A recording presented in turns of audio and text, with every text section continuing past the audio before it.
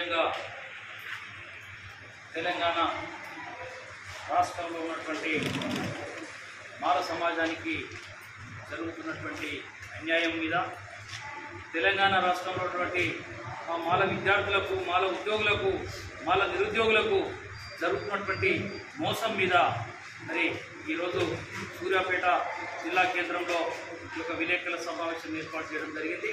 మరి ఈ యొక్క కార్యక్రమానికి మరి పెద్దలు చైర్మన్ గారు, రాష్ట్ర చైర్మన్ గారు పందల భాస్కర్ గారు, తాళపల్లి రవి గారు, నరసింహ గారు, మా సైదుల్ గారు, అదేవిధంగా పుస్తక పెద్దలందరికీ కూడా సూర్యాపేట జిల్లా జేఏసీ నాయకులందరికీ కూడా జైలు తెలియజేస్తూ ఉన్నాం.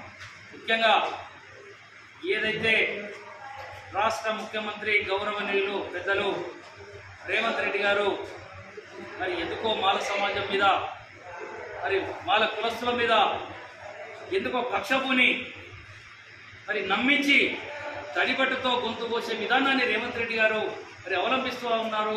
దీన్ని తెలంగాణ రాష్ట్ర మాల సమాజం అంతా కూడా గమనిస్తూ ఉన్నదనే మాట ఈ సూర్యాపేట కేంద్రంగా నేను విజ్ఞప్తి చేస్తూ ఉన్నాను ప్రజానికానికి. మీ అందరికీ కూడా తెలుసు, రేవంత్ రెడ్డి గారిని నాయకులు చేయడంలో, ముఖ్యమంత్రి చేయడంలో మాల సమాజం అంతా కూడా నీ వెనుక ఉన్నది. మరి అలాంటి మాల సమాజాన్ని నిర్వీర్యం చేస్తూ మరి మొత్తం కూడా మాల సమాజాన్ని తుడిచిపెట్టాలి, మాల నాయకులందరినీ కూడా తుడిచిపెట్టాలి, మాల నాయకులను రాకుండా చేయాలి. మరి ముందు మాల సమాజం హుషారైతే మా సీట్కి ఎక్కడైతే ఎసరొస్తుందని చెప్పి పెద్దలు రేవంత్ రెడ్డి గారు తెలివిగా మా మాల సమాజాన్ని, మాల కులస్తులందరికీ కూడా తీవ్ర అన్యాయం చేస్తున్నటువంటి మాట ఈ సందర్భంగా కూడా మీకు తెలియజేస్తా ఉన్నాను. మరి ఇప్పుడే అన్న రోస్టర్ విధానం కూడా చెప్పారు.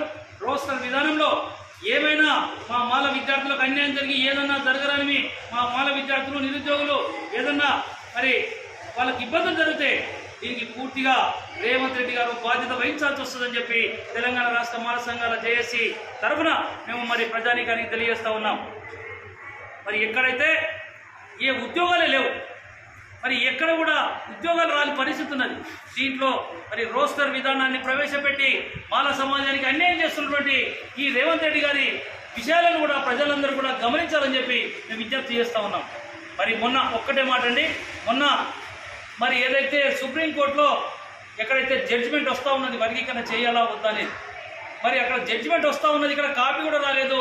అసెంబ్లీలో ఉన్నటువంటి రేవంత్ రెడ్డి గారు మరి అందరినీ కూడా కించపరుస్తూ, ముఖ్యమంత్రి గారు అంటే మాలను సాటిస్ఫై చేయాలి, మాదిగలను సాటిస్ఫై చేయాలి, బీసీలను సాటిస్ఫై చేయాలి, తెలంగాణ సమాజానికి నువ్వు పెద్ద మనిషి.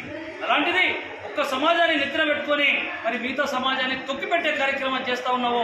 ఇలా తెలంగాణ రాష్ట్ర వ్యాప్తంగా మేమంతా కూడా సభలు, సమావేశాలు పెట్టి రేవంత్ రెడ్డి గారి నిజస్వరూపం, మాల సమాజాన్ని మీద చూపిస్తున్నటువంటి కక్షను, మాల సమాజం మీద చూపిస్తున్నటువంటి ఈర్చను, మరి మాల సమాజాన్ని తుడిచిపెట్టాలనే కుట్రను ప్రజలందరికీ కూడా తెలియజేస్తామని చెప్పి తెలంగాణ మాల సంఘాలు చేసి విజ్ఞప్తి చేస్తా ఉన్నది. దయచేసి ప్రజానికమందరూ కూడా మాకు మద్దతు ఇవ్వాలని చెప్పి ఈ న్యాయమైన పోరాటంలో మీరందరూ కూడా సపోర్ట్ చేయాలని చెప్పి విజ్ఞప్తి చేస్తా ఉన్నాం. జై మాల.